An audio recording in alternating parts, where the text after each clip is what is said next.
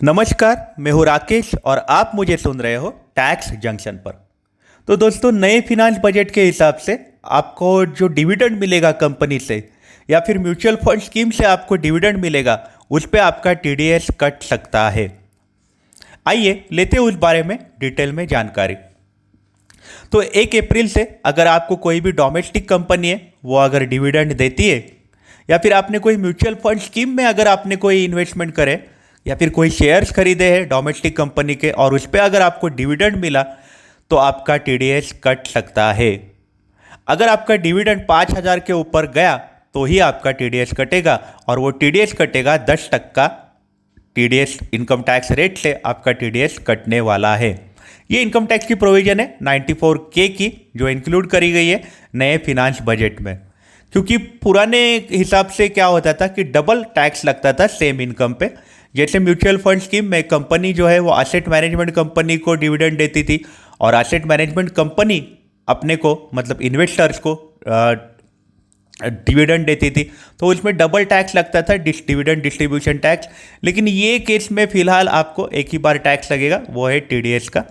अगर आपको टीडीएस आप चाहते कि आपका टीडीएस ना कटे, तो आप फॉर्म 15G और फॉर्म 15H भर सकते हो। अगर आप नॉन सीनियर सिटीजन हो, मतलब आपकी उम्र 60 साल से अंदर है, तो आप फॉर्म 15G भरो, या फिर आप अगर सीनियर सिटीजन हो तो आप फॉर्म भरोगे 15H, ताकि कंपनी या फिर म्यूचुअल फंड स्कीम्स आपका डिविडेंड नहीं डिडक्ट करेगी।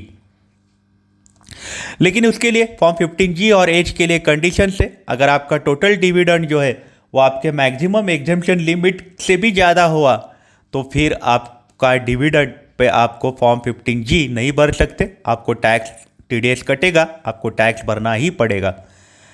मतलब आप फिलहाल मैक्सिमम एग्जेम्पशन लिमिट है 5 लाख का, तो अगर आपको 5 लाख के ऊपर डिविडेंड मिलता है तो भी आप फिर फॉर्म 15G/H आप नहीं भर सकते।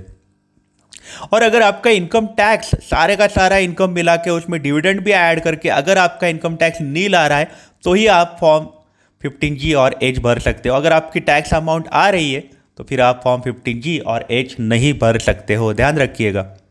तो अगर आप ये कंडीशन अगर आप मेट कर रहे हो, आप चाहते हो कि कंपनी आपका डिविडेंड पे टीडीएस ना डिडक्ट करे, तो जल्द से जल्द अपने सीए को संपर्क करें या फिर आपके टैक्स कंसल्टेंट को संपर्क करें और जल्द से जल्द फॉर्म 15G और H भर दे, ताकि आपका कंपनी या फिर म्यूचुअल फंड स्कीम टीडीएस नहीं कट करेगी।